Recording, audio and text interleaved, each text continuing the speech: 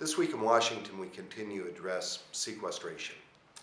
I think Americans have heard a lot about it. The President and many others tried to make a doom and gloom forecast of the impacts on the American people. Here are the real facts. Let's make it personal to begin with. American families with their paychecks at the beginning of this year saw their net take-home pay decline with the expiration of the payroll tax deduction. Here's what sequestration does. It doesn't make a net cut. It actually just slows the rate of increase in spending in Washington, D.C. We're now having a $16.5 trillion debt in this nation. American families, people in our district, understand that we can't continue to spend more than we take in. This is a small step in the right direction, a first step for government to actually be responsible with taxpayer dollars. Now, there are some that might like to be able to use this as an opportunity to be able to inflict maximum pain, to call for more government spending. But American families, people in the 3rd District, understand they don't have more to share.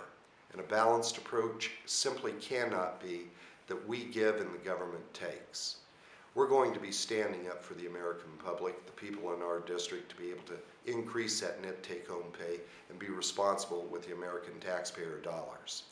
But when we're talking about trying to inflict discomfort on the American people, a particular group that I know that we all share, love, and support with many of our families are members of the United States military, our men and women who are willing every day to be able to put their lives on the line to be able to protect our freedom.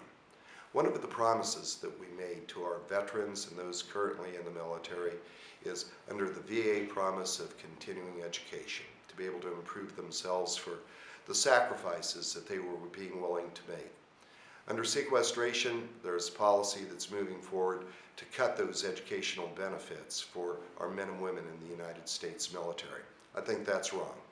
We need to fulfill that promise.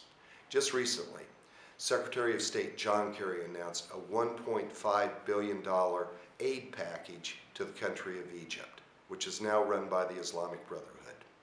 The bill that I'm co-sponsoring and fighting for would take $500 million of that $1.5 billion aid package, not to go to Egypt, but to be able to deliver that promise to our men and women in the United States military for education. I believe that's a common sense approach. Let's stand up for Americans, and particularly for people who are standing up for America. Secondly, this past week, we also voted on the Skills Act, an actual attempt to be able to address something that I know that so deeply frustrates many of us, and that is the bureaucratic maze that you see in Washington, D.C. To be able to simplify the process for education, to be able to fulfill the needs for employers and employees, to be able to create jobs and to be able to get America back to work. In the 3rd Congressional District, we have numerous examples. Among them, Pueblo Community College, Colorado Mountain College, the workforce in Grand Junction, that is striving to be able to give people new tools, educational tools to be able to work with, to be able to apply them to companies that are trying to grow and to be able to create jobs here right at home. The Skills Act addresses that bureaucratic maze. It simplifies that program of being able to deliver educational services, to be able to train American workers for American jobs, to be able to put Americans back to work.